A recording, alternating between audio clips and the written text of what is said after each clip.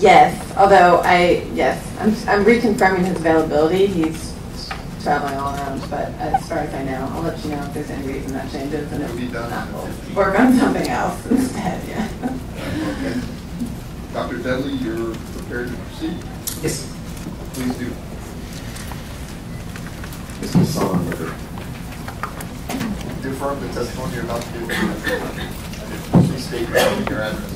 Leon Sullenberger. I live on White Little Beach Road in Oahu. Mr. Sullenberger, can you give us a short history of your work? I grew up on a farm in Pennsylvania. I've lived here about 14 years. In that time, I have farmed and done custom work, and I install irrigation equipment. Okay, and where are you now employed? My wife and I own a company called Sharon Atwood Incorporated. And what do you do there? We do custom tillage, we clean reservoirs and ditches, install irrigation equipment, and just general farm services. For the most part, what we do is provide field preparation and other kinds of work for other farms. And where do you do that work? I have farmed or done custom work in the blast zone of Pearl Harbor, south of H1 in the area under consideration. All of the land at Del Monte was farming in pineapple when they closed down, and also the Galbraith estate, which Del Monte had surrendered a few years before their final shutdown. I have done custom work and or irrigation installation on Pelimano, Kaweloa, Opayola, Waimea ridges on the North Shore, all of the area between Wailua and Dillingham airstrip, and just a little bit on the other side of the airstrip. And I've gone around Waimea Bay as far as just across from Turtle Bay. So you know this area really well? Pretty much. And what is your specialty? It started out, I was growing corn silage for dairy farms. The dairy farms are all out of business now on this island. And so the business evolved into custom tillage and irrigation installation. I do probably about half of each now. And how did this work? I think maybe this is already answered, but how did this work prepare you to give testimony about the qualities of the agricultural land on the island?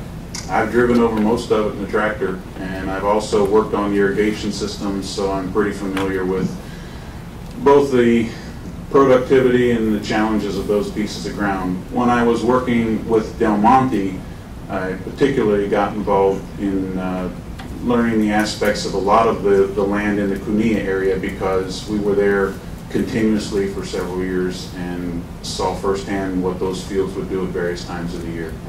Okay. And can you tell the Land Use Commission a little bit about your educational background? I have a Bachelor's of Science degree from Penn State University and a whole lot of experience in agriculture. I grew up farming, and it's really all I've ever done. I'd like to refer you to Exhibits 37 and 38. Are they your resume and your written testimony? Yes. Okay. And what did you do in preparation for this case? I've been following it. Know the ground pretty well. I know some of the people involved, and I've read accounts of it in the newspaper. And have you testified before in this area of expertise? I have not. Okay. And has anyone paid you to be here today? No. Chairman Leslie, I would like to offer Leon Sullenberger as an expert on the characteristics of agricultural lands in the central and north shore areas of this island. Objection. Okay. Mr. Sullenberger, Sorry. No objections. Nobody else has objections. He's admitted. Thank you. Mr. Sullenberger, could you, we'll let you go to it, and you said you wanted to start from the south and move to the north. Do you have any general statement to begin? I do. I have a couple things I'd like to point out. The first thing I want to point out is that agricultural land is not a crop to be harvested. It's a fixed asset, and when it's gone, and with it go the characteristics that that land has. I'd like to talk about what makes this piece of ground so valuable compared to the other pieces of land that have been offered as substitutes for it. And I wanted to point out one thing. In agronomy, there's a theory that's often referred to as the short stave. In other words, if you have a barrel with 10 staves and you cut off one stave shorter than the others, that limits the amount of water that barrel can hold. What it means is this: if you are growing a crop, and the crop needs sunshine and water and fertility and a certain degree of humidity, a certain temperature, if one of those elements is missing, you cannot compensate for that by increasing your input with one of the other elements. For instance, if the crop needs rain, you can't make it grow by giving it more sunshine.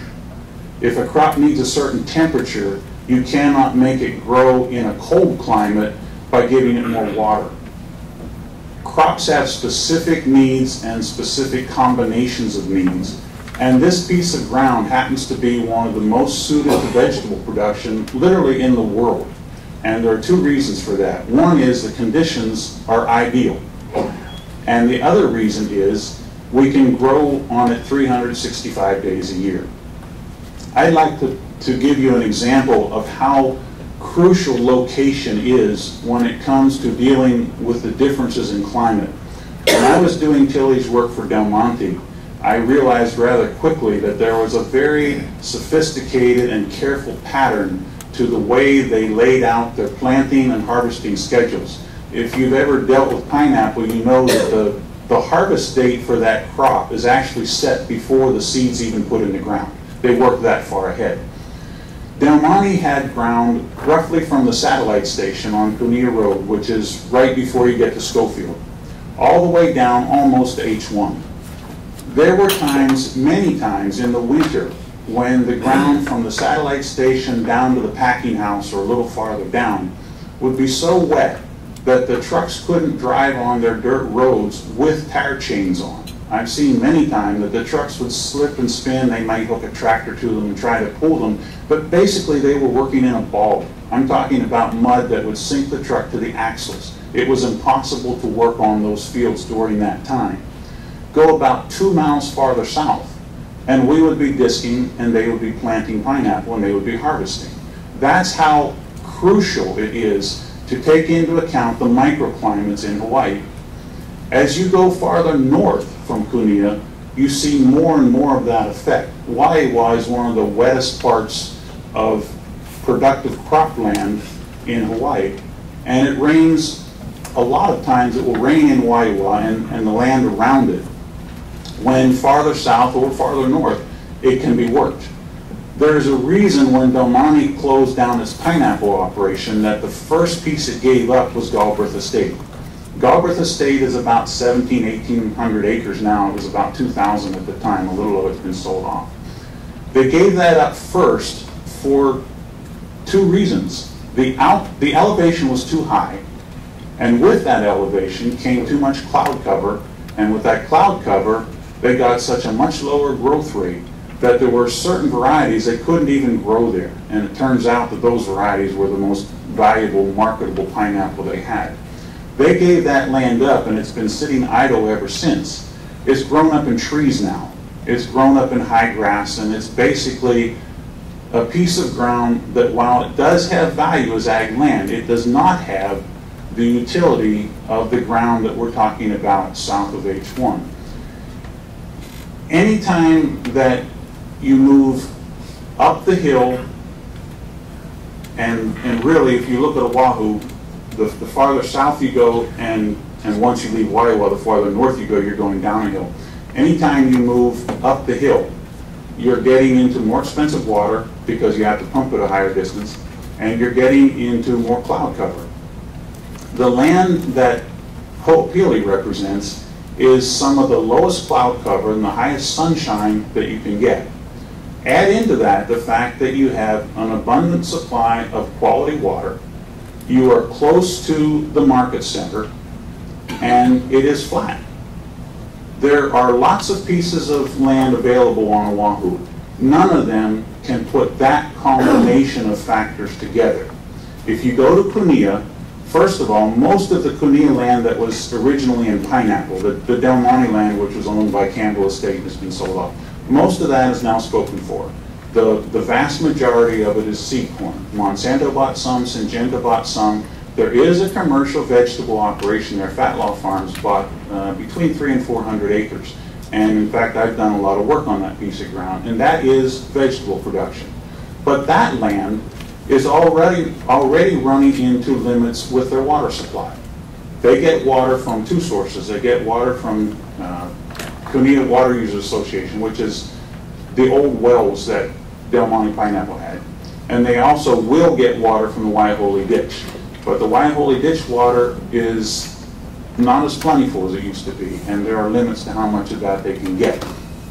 The farther north you go, if you go north of the old Del Monte lands and you get to the Waiwa area, pretty much everything from there to the North Shore is primarily irrigated with water that comes from Lake Wilson.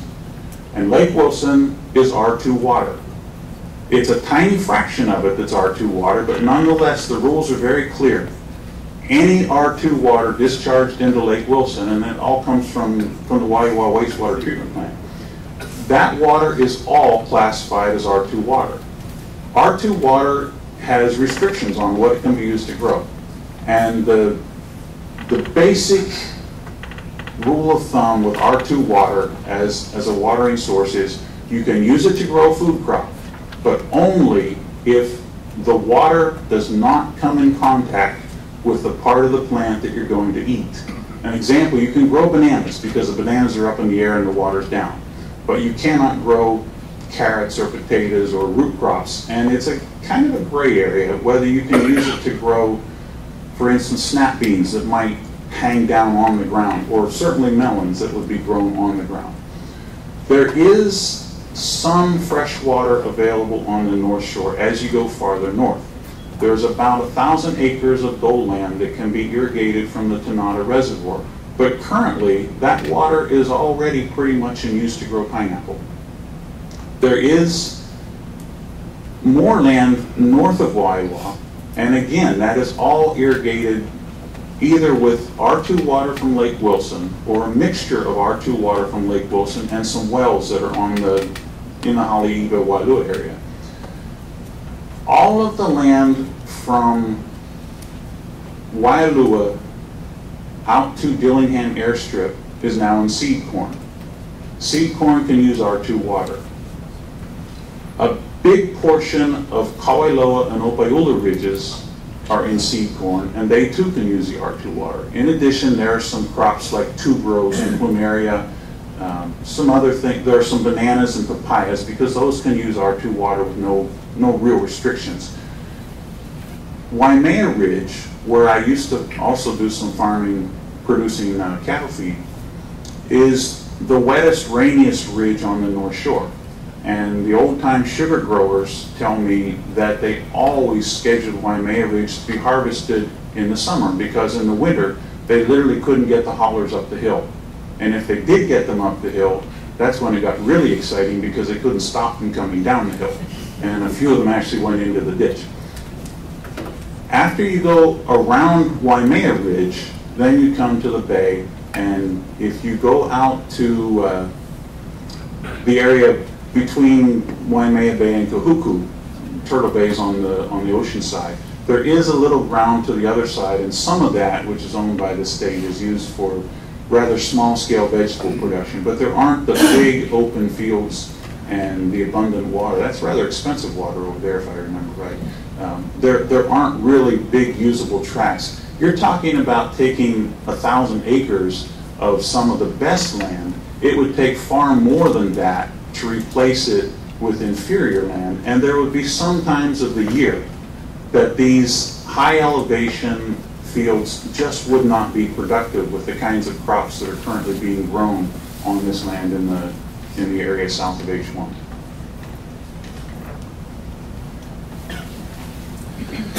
Okay.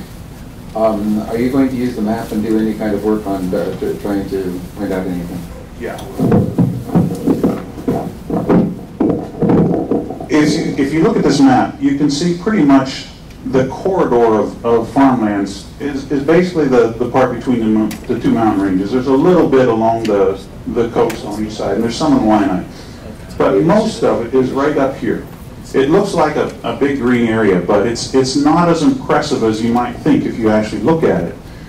Down here on the very tip, Sure. actually, Just for the record, we need to know which exhibit the witness is referring to. Mr. Salvo, if you could just hold on for a second. Dr. Dudley, is that map then? That is an exhibit. I don't have the number right now, but it is one of the exhibits that I have. That's the 8-inch map. Please give us the exhibit.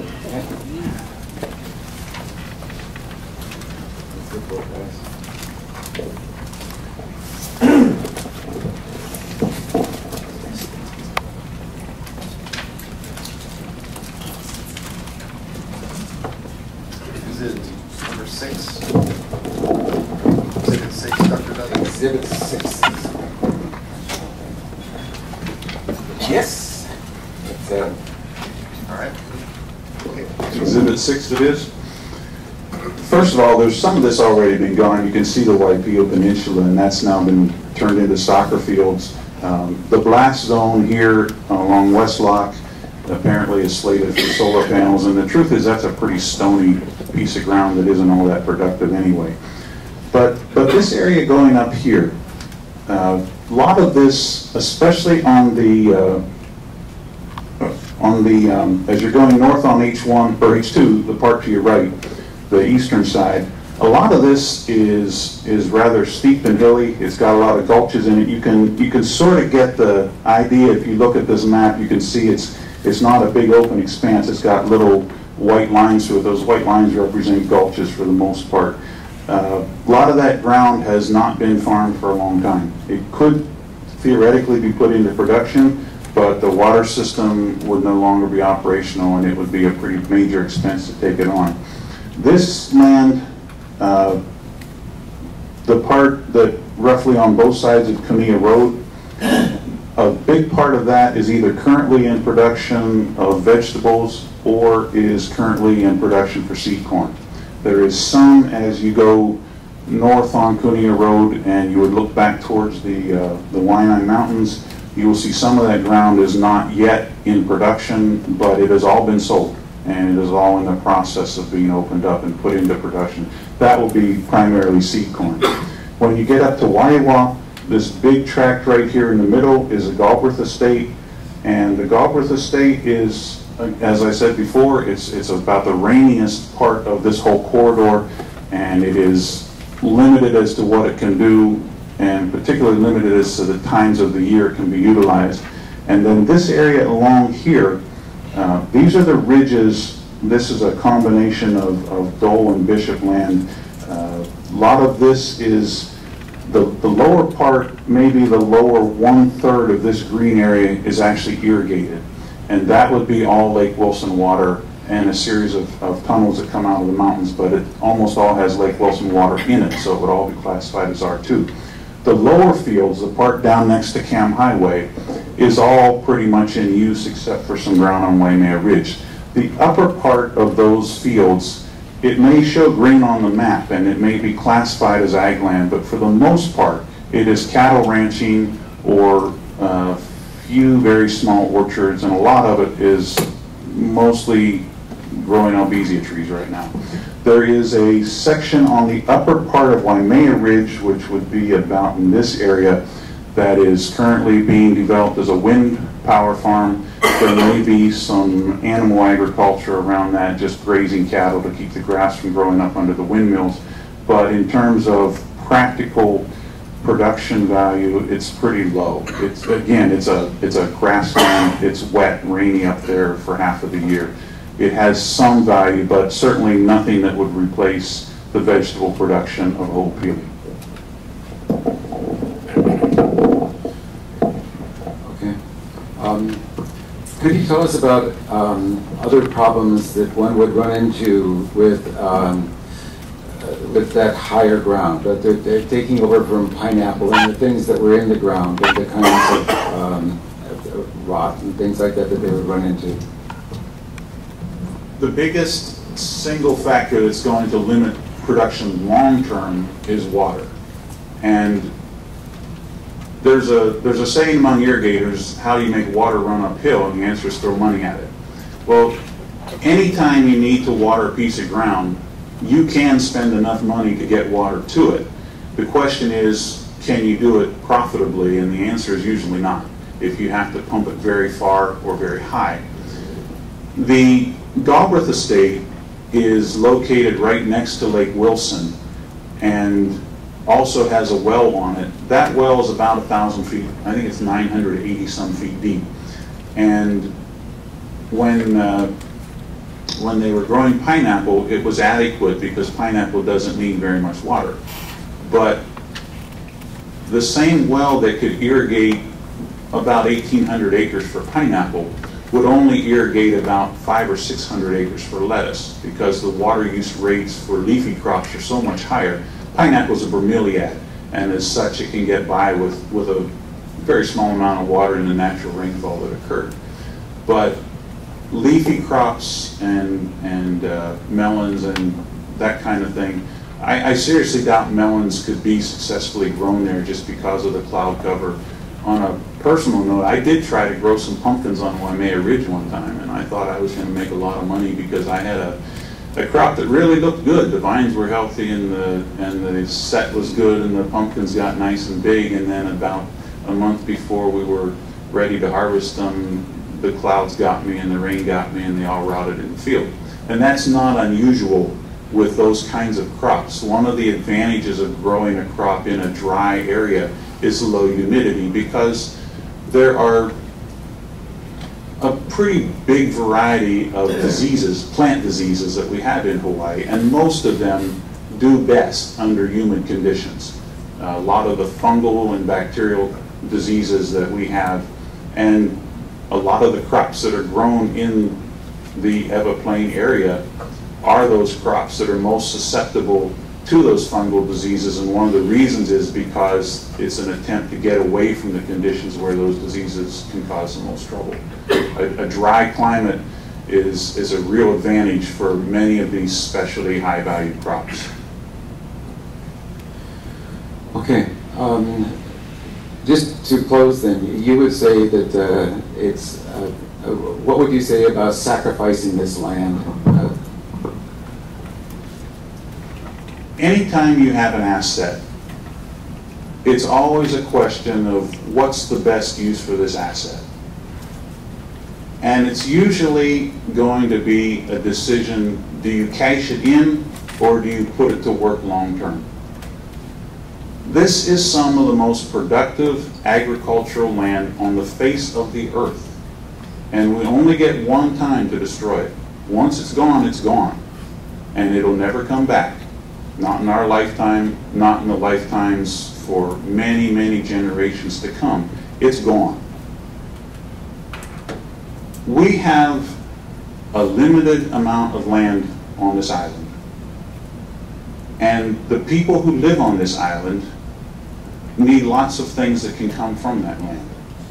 The world's population is growing. The world's arable land base is shrinking.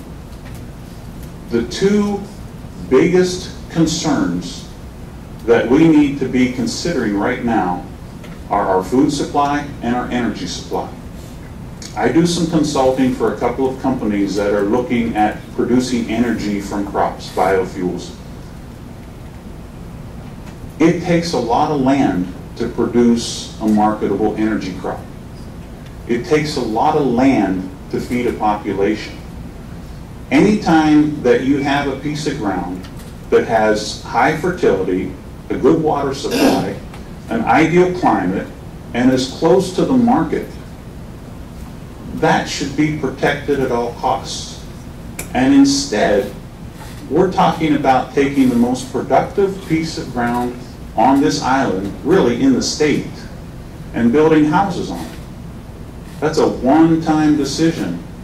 And when it's gone, it's gone. And a valuable resource that could make the difference in whether people want to live in Hawaii in the future is lost forever. There is a value to having food self-sufficiency. We're nowhere near it yet, but we're in the process of getting there. The first commercial sugar production in Hawaii was well over 100 years ago. There was a Chinese man came over and grew a few acres that he harvested by hand, crushed the cane by hand, and boiled the sap in an iron pot over an open fire. He did it for 2 or 3 years, and he broke and went back to China. And out of that inauspicious beginning, sugar grew to become the dominant economic force in this state. But it took time. It didn't happen overnight. Sugar has been gone for about 15 years, and agriculture has had nowhere near enough time to get itself reoriented towards the new realities of the market we live in. It takes time for agriculture to come up with the investment, to build the infrastructure, to learn how to grow new crops, to learn how to market those crops, to put the process into place where we can be food self-sufficient. We're not going to get there if we cut off the best piece of ground available and throw it away before it really gets a chance to start. I don't want you to think about this as a decision that affects the Loon Farms or Jeff's Farms or the seed corn growers or anyone else. I want you to think about this as a decision that affects the next generation and the generation after that and all the people who have yet to be born who will someday live in Hawaii and need what this land can produce and provide for the rest of us. Thank you very much. No more questions. Mr. Kudo? Just a few questions. Mr. Soliver, as I understand your testimony today, are you saying that the R2 water generated at the Waihawa wastewater treatment plant is a limiting factor for lands, the Galbraith lands, North Shore lands, in terms of growing crops? The Galbraith land is currently not supplied by Lake Wilson, and the only water supply to the Galbraith land is the well, which is only about 1 million gallon a day, if I remember right. It's been a long time since I saw those figures. But it's 900 some feet deep and extremely expensive to pump. It would take an agreement between the owners of the lake and the owners of Galbraith land to get Lake Wilson water to the Galbraith land. But virtually everything north of Waiawa is watered by a system of ditches and siphons that feeds out of Lake Wilson. And Lake Wilson is all classified as R2 water. Are you aware of the Department of Agriculture's plans to irrigate the Galbraith lands from the wastewater treatment plant and to also elevate the R2 water to R1 water? That's been talked about for years, but there's a difference between talking about it and doing it. Yeah. Are you aware that that project is ongoing and it's going to be finished probably by the end of this year? It may be finished by the end of the year, I don't know. But even if you had an adequate supply of clean water for the Galbraith land, you still haven't dealt with the fact that it's cloudy and rainy and it's cold compared to the Ewa Plain. And even with a water system there of high quality water, you're still going to be very limited with what that land can grow. Now, is it your position that certain crops like melons grown presently at Ho'opili cannot be grown on the Galbraith lands or near it?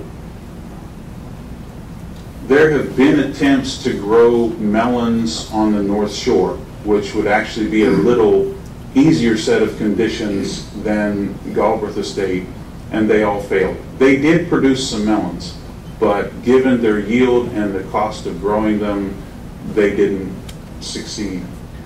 Would you be surprised to know that Aloha Farms is presently growing melons at Halemano, which is right near the Galbraith lands? I know they're doing some work there.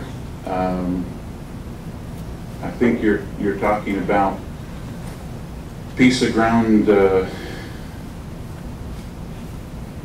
is probably going to succeed part of the year, but I don't think it's going to succeed year round. No further question. Just, Mr. Sullenberger, just so that I understand the scope of what you're testifying to, you're saying below H3 and say from Kolina to West Lock is the best farmland? Below H1. Oh yeah, H1, I'm sorry. Below H1 from Kolina to West Lock? Well, you get out to Kolina, you get into some stuff that's pretty stony, but... Well, what is the scope of where do you think is the best farmland than on that everplain. Right where you're talking about building houses? Okay, so like Kapolei wouldn't be prime farmland. There are parts of it that are pretty good, but the point is this. If you take the very best and take it out of production, it's gone. Yeah, but I'm trying to determine the scope of where you think it's prime land. So you're saying that Kapolei is not prime, so we're moving west from there until... Basically, the set of conditions that is ideal for production, the high sunshine, low rainfall, low cloud cover, and a water supply, would be any of the land south of probably the Waiholi Ditch. But the farther south you go, the better it gets. And really, south of H1 is the best land. Okay. What are the east-west parameters of that prime farmland? If you get to Campbell Industrial Park, that area, it gets pretty stony. And if you go towards town, Fort Weaver Road is pretty much the limit. Okay, so Eva Beach would be pretty productive then. Eva Beach, well, it's pretty well gone now. But when you get down to Eva Beach proper, then you get into real shallow topsoil because the coral outcroppings are right up at the surface.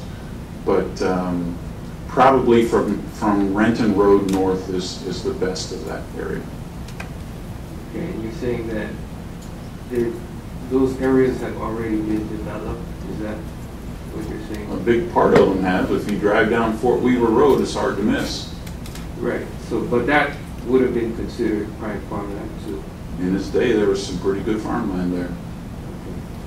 So if in fact that's what you consider prime farmland, where would you suggest to accommodate growth or development on the everplain? Where would you suggest is a good place to build a development? My personal preference would be to see people build up instead of out. I don't really think sprawl is something that anyone benefits from, but if you are going to insist on that, then I'd far rather you build in the gulches than on the farm ground. Put the houses in the gulch and let the farm ground stay farm ground. Okay. Up on the side of a ridge. If you go to the east side of Honolulu, there is a lot of development going up like Halikoa Drive. And that area, that was not farm ground. That was steep ground and actually some pretty fine houses up there and a nice view. I'd far rather see that and leave the farmland alone. So you're saying that for flat land in the everplain, that should be reserved for farming, and then steep land should be reserved for housing and commercial development. It makes a lot more sense because you can build houses on steep ground, but it's real hard to farm. And that flat ground, we only get one chance with it. Once it's gone, it's gone. I have no further questions. Mr. Yu? No questions. Ms. Dunn? No questions. Mr. Sykes? No questions? Redirect. Just one question about the, it's been suggested that the Wahiwa wastewater treatment plant is going to be putting out R1 water, but are you aware that there has to be a certification for that, and that part of the certification is that there is a runoff for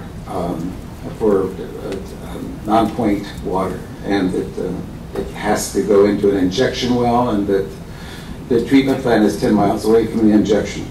Objection. He's leading the witness and answering the question that he's asking. Could you answer anything about that? I can tell you this, the Waiwa wastewater treatment plant has been a problem for a lot of years, and in fact has been operating under consent decree for many years. The issue of can you get R2 water down to R1 has come down to, it's actually a question that at one point the issue was simply they didn't have enough room at the plant location to add the additional equipment to clean it up. I also know that the Waiwa wastewater treatment plant would be way above the no-pass line, so I can't think an injection well would be a real easy source. The simple fact is that for years, Waiwa wastewater has simply dumped into Lake Wilson. For a long time, it didn't bother anybody because all that water was going to irrigate sugarcane, and sugarcane was an appropriate use for R2 water, and nobody really thought much about it. The sugarcane is gone, and now those fields are pretty severely limited as to what can be grown there. Like I said at the beginning, any water problem can be solved if you throw enough money at it. But even if you had clean water coming out of Lake Wilson, you still don't have the same set of attributes that you already have in place at Hoopili, because any land that Lake Wilson irrigates is higher elevation, higher cloud cover, less sunshine, higher humidity, and more subject to the really wicked winter storms that sometimes make it virtually impossible to do any work in those fields for days or weeks at a time. Thank you. Commissioners, questions? Commissioner Howard? Yes, just going back for a minute to the question about what is the best growing land in your opinion. In terms of microclimate and the other factors that you mentioned, is there a significant difference between the land just below or Makai of H1 and just above or Maka of H1? Not very much, but remember, most of the land that's north of H1 is already spoken for. Some of it's in vegetable production now. A good bit of it is in seed corn and seed corn research ground. Park has a little bit up there. And as you go west on H1, you get into a big difference. To the ocean side, it's basically still a plain and flat ground. To the mountainside, it's really steep, and you can get into some ground that is much steeper, much harder to farm, just because of the topography of it. In terms of acreage, do you have any idea how much land there is Maka of H1 that's equivalent or roughly equivalent in agricultural production potential to what's below H1? It'd be a pretty small percentage because really as you go north, the elevation increases. I can give you an anecdotal answer. When I was at Del Monte, the cutoff was roughly where the Royal Kania development is. That area south was the driest, and it was a pretty noticeable difference. From if you look at the road that goes back to the new Monsanto facility, from there south is quite a bit drier in the winter than from there north, and that's roughly where the Waihoe ditch goes across. Thank you. Commissioners, any other questions? Questions? I have a question for you, Mr. Sullenberger. First, though, thank you very much for your testimony. And I'll pose a little bit of a hypothetical to you. If I hired you as a consultant and I said, I want you to find the best replacement land on the island of Oahu for the farm operations that are currently ongoing at Hoopili, where would you put them?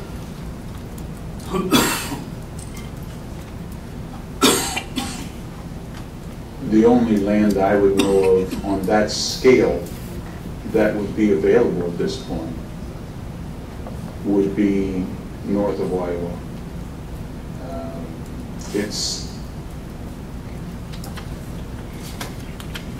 It's not going to be a substitute. You can call me a ballerina, but that doesn't make me a dancer. And calling some of that ground a substitute for Hoopili doesn't make it so. It's all going to have some restrictions on it in terms of the suitability for the crops and what you can and can't do with it. But to answer your question directly, the only land available on that scale is going to be north of Waiwa. And by definition, it's going to be probably a minimum of several hundred feet above sea level. And subject to the limitations that you discussed earlier. you're going to have all the cloud cover and all the rainfall, all this, and the R2 water for the most part. There's a little bit of clean water up there, but for the most part, it's R2. Thank you.